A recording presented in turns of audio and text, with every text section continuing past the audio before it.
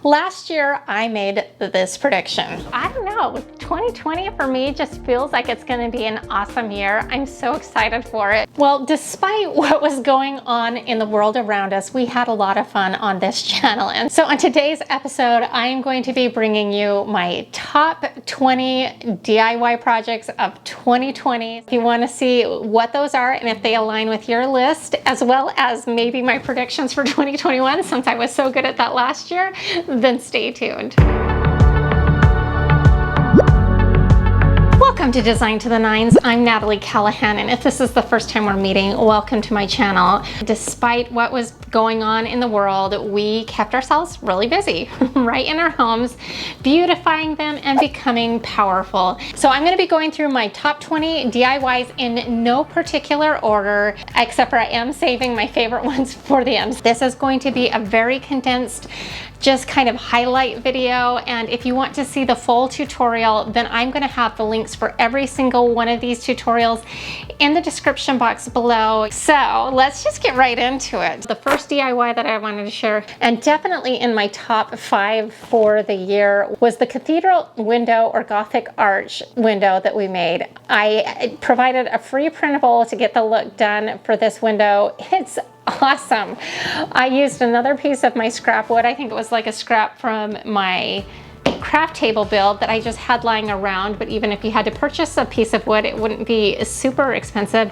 And I made a pretty large Gothic arch that even had trim detailing on it, and it turned out really great.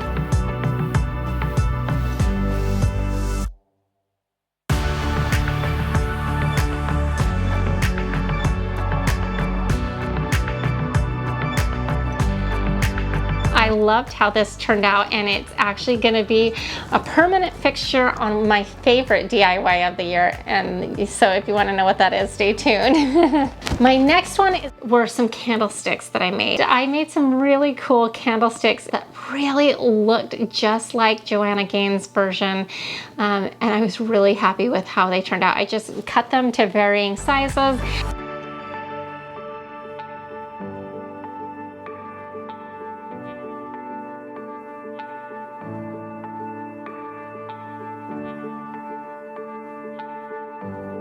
Added a little wood plaque to the bottom as the base, and then on the top I had some faux candle cups, but you could actually put some real candle cups. I don't really intend to use them as actual candlesticks, but if I ever do, I'll probably switch them out to the candle cups. But they are more kind of like architectural looking, and they turned out really cute. I'm really happy with them.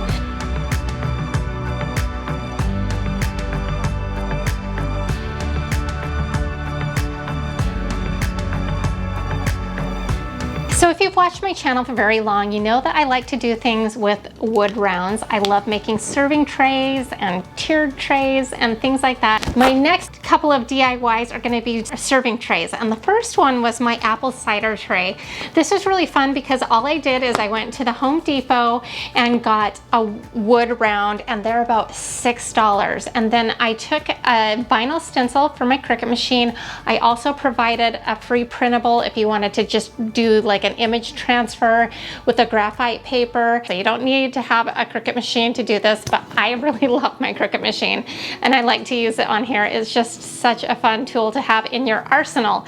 Then we took a scorch marker, which is also something that I like to use on this channel as well. And we filled in our design with a scorch marker.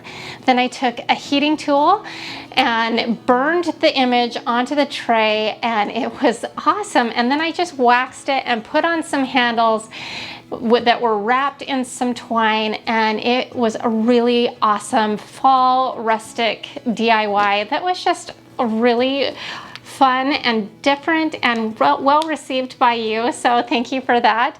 And then my next one was part of my Mother's Day gift idea video, and it was a customized monogrammed tray, and so I stained it with a darker stain.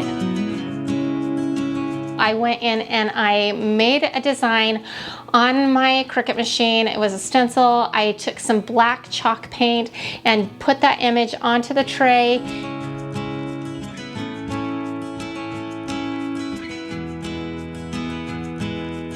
and then I polyurethaned it. So a little bit different process than the first tray, but super cool look as well. And the handles were just some beefy handles that I also wrapped in twine. I just think that it has a really fun look to it. So you have two different round trays done a little bit different, but both of them I really love and I can see myself getting a lot of use out of in the future.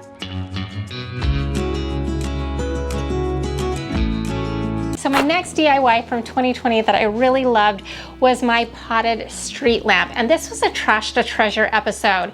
And what I did is I found some really unattractive lamps at a thrift store, but they had a really cool shape to them that really felt like a street lamp. And all we did is we removed the lampshade and then we painted the base black. And then I attached a street lamp that was solar powered, and we had a solar powered street lamp. And they would have been really cute as is, but I decided to go ahead and pot them up and then put some beautiful flowers around them.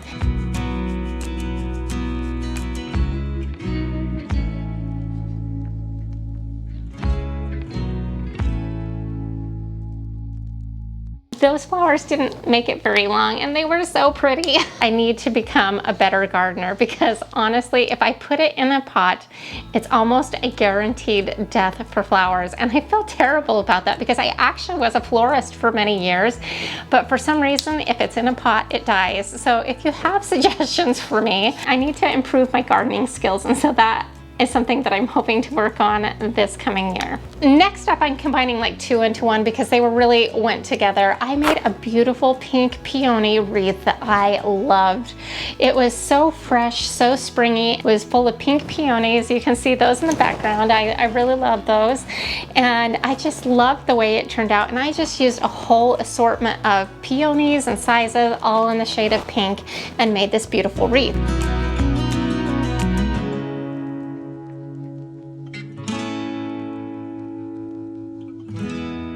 Well, then that would be good on a door, but sometimes you just want to display your wreath indoors. And so I made a wreath stand from an outdoor deck spindle, which you will see me use a lot on this channel. They're so affordable, they come in so handy.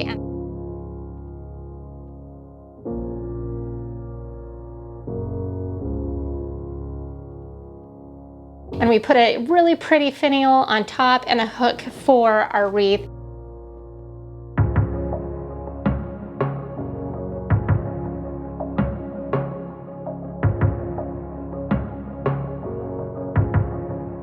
So that one I really loved. And you could use that wreath stand all year round depending on the season. And you could just keep it on a buffet and display it, and it's awesome. All right, next up, I made over this really ugly shelf that I got at a thrift store. It was $20. It was just not pretty at all. So what we did in this is we added some really pretty decorative legs. We added some doors that we made ourselves. It was like a really easy cabinet door hack. And then we painted it in a really kind of pretty cobalt blue.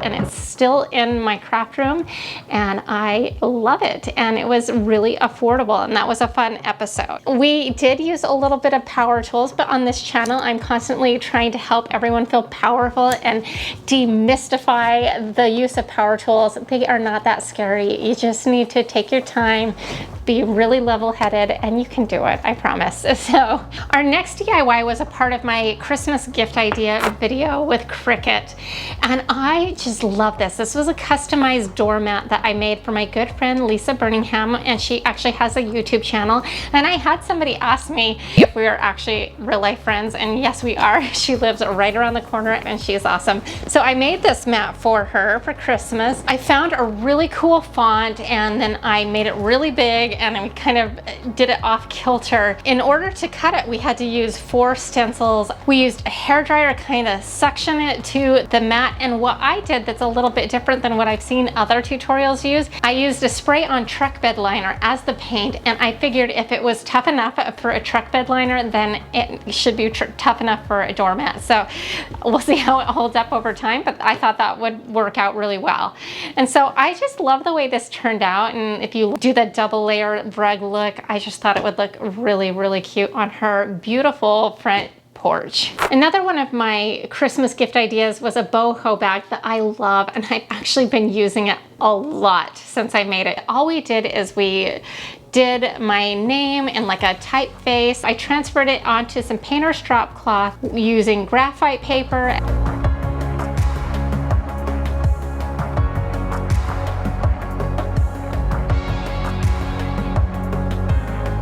And then I filled it in with a permanent marker.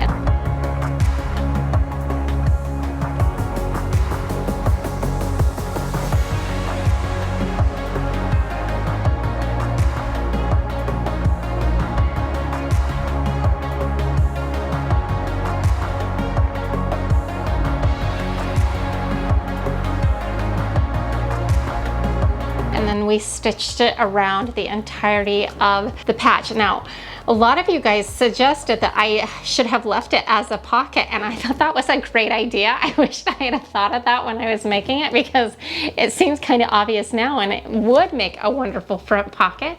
So if you recreate this look, that might be something to keep in mind. Next up, I did an IKEA hack on a Hemnes dresser that was so easy. It was already white to begin with. I didn't even take the clothes out of the dresser. I know that's playing with fire, but I did okay. I didn't have any drips, and all was well, I promise. But we took some stickers I made on my Cricut machine, but you could use any kind of stickers that you could find at a craft store, and I put on the 1, 2, and 3, and I numbered the drawers.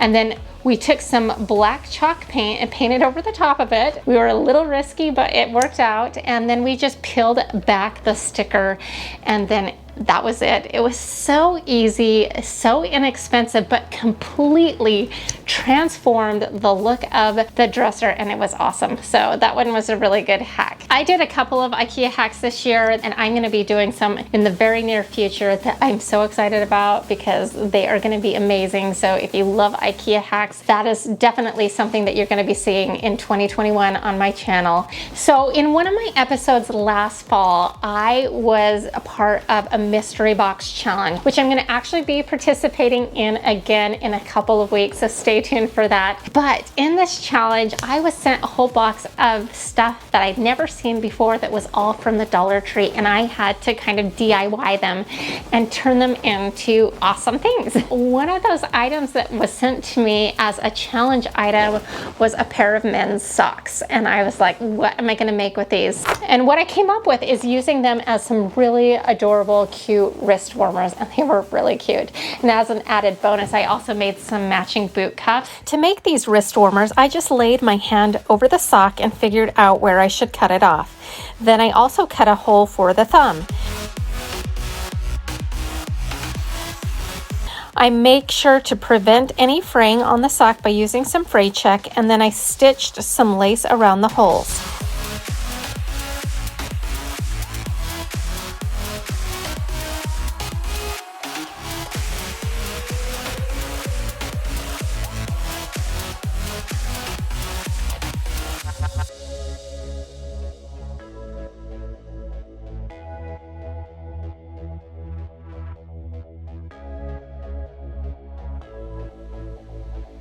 Then to embellish it, I added some cute decorative buttons and a rosette.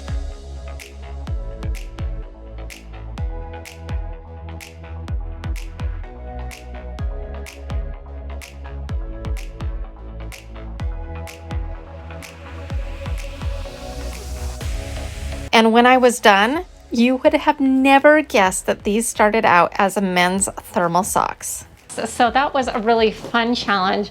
I think it really surprised a lot of people what I did with the socks. So that one was a fun DIY and it really turned out great. I loved it. This next DIY wasn't like a super watched DIY, but honestly, it's really, really cool. I made this really gigantic, large name sign. And what I did is I made a huge stencil and it said like the Callahan family established in 2007.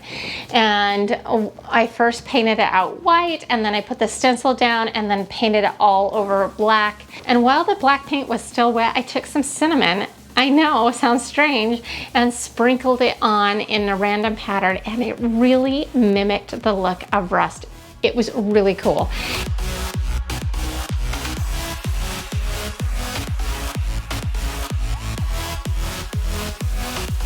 And I can tell you many months later, it's still holding up. There's nothing weird going on with it. Every once in a while you do get a little whiff of cinnamon, and so that's like an added perk, right? How it turned out was amazing.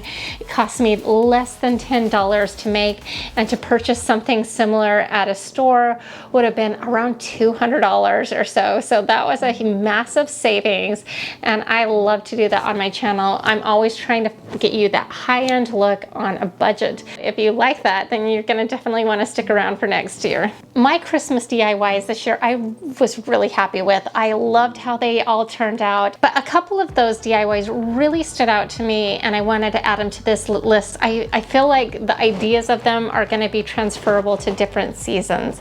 So the first one was a brick North Pole sign. So I had some leftover brick paneling. I'm going to talk about where that came from in just a second here, but it was free to me. It was in my scrap pile and I decided to make something out of it. And so what I did is I kind of did like a whitewash of the brick. It was a poor paint job on purpose and it looked really cool. I just took some inexpensive flat molding and painted it black and then made a frame.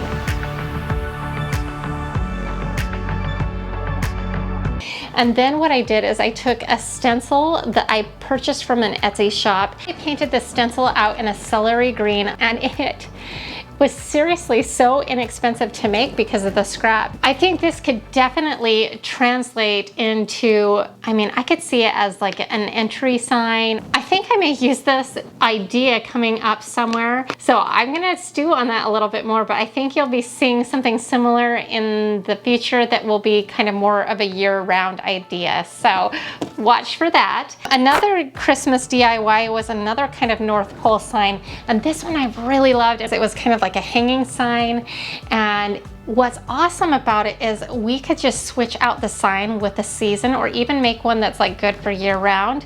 And so what we did is we used another one of those outdoor deck spindles. So they have two different sizes of these outdoor deck spindles. One is a little bit smaller, one's a little bit bigger, and then they have the newel posts, which are obviously really large. We took the middle sized one and it was like $3. And then I used a whole bunch of different scrap pieces of wood and put together kind of this hanging sign, almost kind of like a for sale sign, but like on a smaller scale, but and much cuter.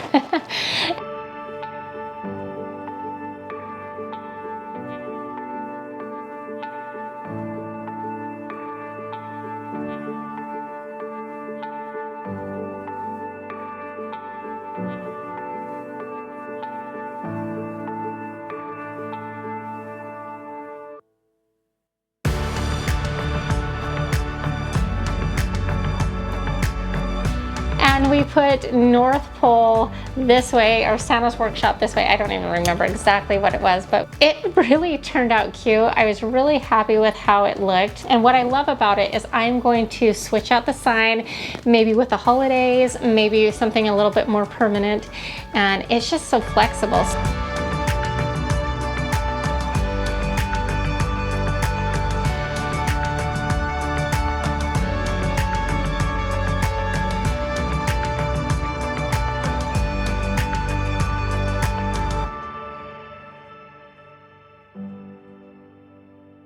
So this DIY is kind of like a to be continued. So I love that. I love getting lots of uses out of something it makes it so much more useful, and it was really inexpensive and easy to put together. And one more Christmas DIY that I thought would be good year round is we took some of the smaller outdoor deck spindles that I pick up at Lowe's. They're $2 a piece.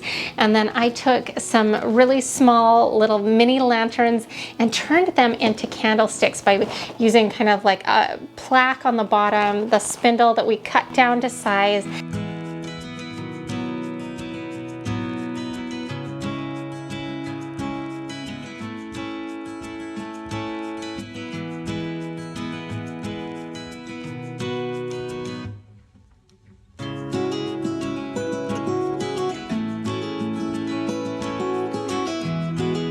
And then we spray painted that all black and then put a little lantern on top.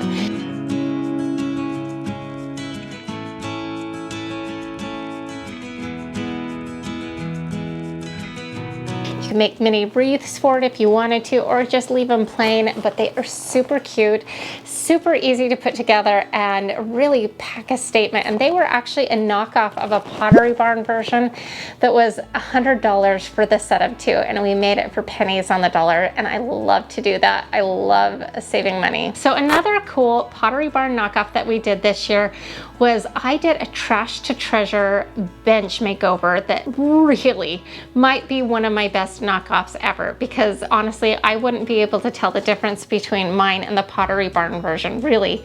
So what I did is I found a bench off of Facebook Marketplace after a lot of searching that were the right size and dimensions, and it was a little bit florally. But all we needed to do was make a slip cover to go over this bench. I found a fabric that was near identical at Joanna Fabric, and it was perfect. And so I taught you how to make a slip cover in it with actual piping, like welting, and it was not too hard to do.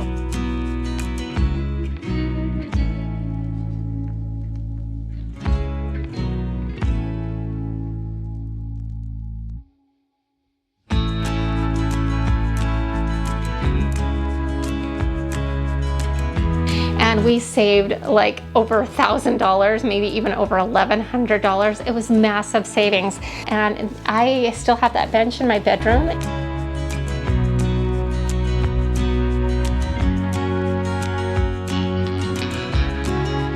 And it is almost identical, and I kept all of that money in my pocket. Not that I would have ever spent that much in the first place, but you know, it was a lot of savings. My next one is really kind of like a whole room makeover, and it included these shelves that you see behind me here. It was my craft room makeover. It kind of included this sign that we made, the shelves that we built, this craft table that I'm constantly using.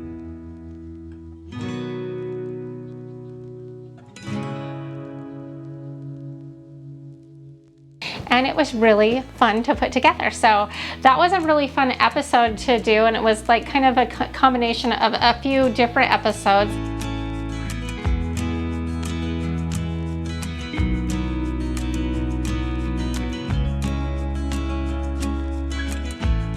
So this set looks kind of fun and expensive, but really you would be surprised how many thousands of dollars I saved by doing most of it myself and getting a little creative. So if you're interested in watching that whole episode, because it's kind of detailed, you'll definitely want to check that out, and I'll make sure to link it below. But I love how my set looks, and it's really fun to have. So after struggling finding good thrift stores, I was able to ultimately find a few really awesome thrift stores, and at one of them I made one of the best scores ever. I found a French scroll table that I'd been salivating forever on Pinterest, and it was just in need of a little makeover, but I found it for $75.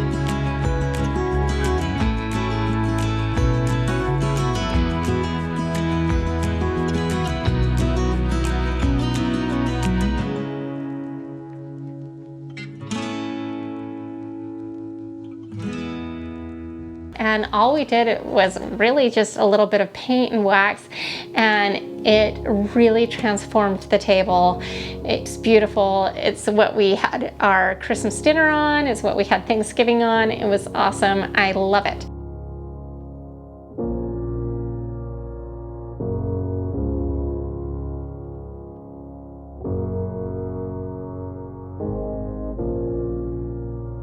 as a part of that episode, we also made over the dining room chairs. Now, the table didn't come with the chairs, and I actually found some real authentic Pottery Barn chairs on Facebook Marketplace for 20 bucks a piece. They originally retailed for $250, so it was a massive savings. And with a little bit of a black color wash on the chair,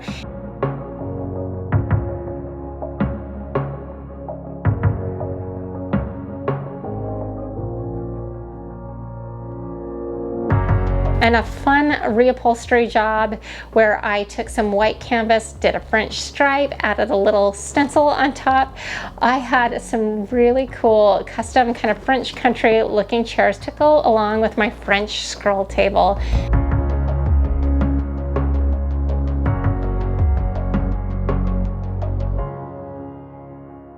And I'm just loving it. But now the buffet needs to be switched out. So that's on my list for 2021, because the current buffet is not only a little bit small, it's also not very functional, and it's totally the wrong style. It's totally arts and crafts, and it just is not jiving in there. So that's something to look forward to in 2021. So my next DIY from 2020 that I really loved, now this is not really a Christmas DIY, only in the fact that I made it as a part of a Christmas gift idea, because it was such a fun gift idea, but you could definitely make one for yourself. I think I'm gonna make one for myself for sure, because it was really awesome. But I actually made this for my dad, and what it was is I took the last letter that my grandma ever had wrote to my dad, and I took like the signature line, and it says something like "Love always, Mother," and then her name. And then I turned it into a stencil, and I turned it into a piece of art.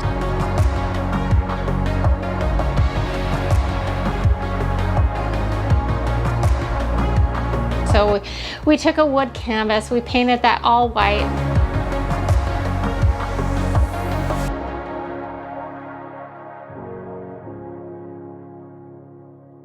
Then we put our stencil on there, and then we painted on that in a black, so it looks like it's ink, but it was in her own handwriting. It was just made larger and turned into a piece of art.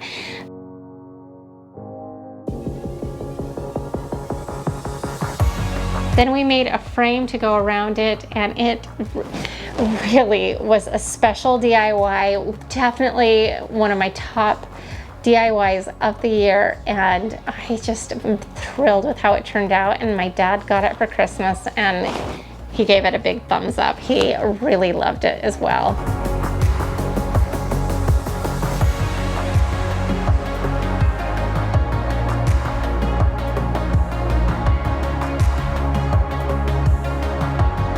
So my last DIY is like a couple of them all mushed together, to be honest with you. It was one of my biggest DIYs I've ever taken on. Well, let me rephrase that. It was the biggest DIY I've ever taken on by myself, for sure. And that was a whole fireplace wall transformation. Now I'm gonna combine like some footage from a couple of different episodes here, but essentially I started out by building a fireplace in the center, and I have to be honest with you, I still can't believe that I did this myself and that it turned out so well. And that just goes to show you that if you put your mind to something, you can accomplish pretty amazing things. And so we started out with that center fireplace.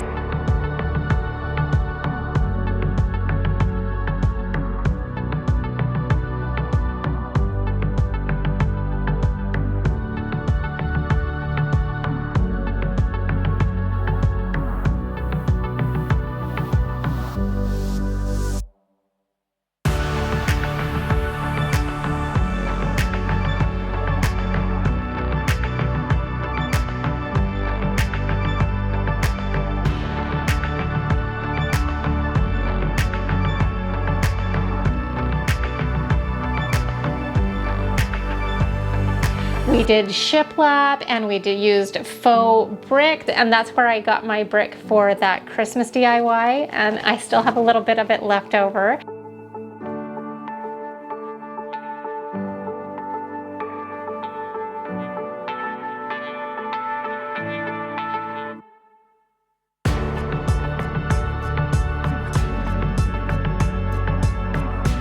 And then we painted it all out white.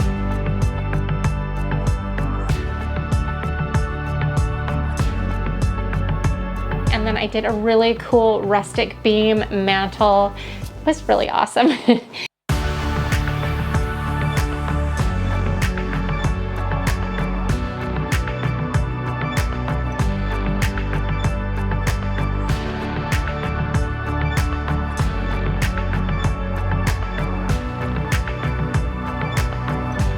And then in another episode, I added the side shelves.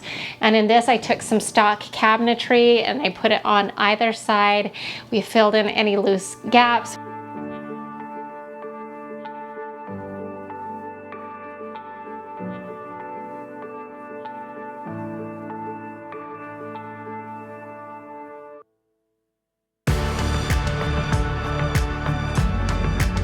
We put in a countertop, and then we did some more of that shiplap on the back, and then we did some built-in rustic shelves that kind of matched that mantle.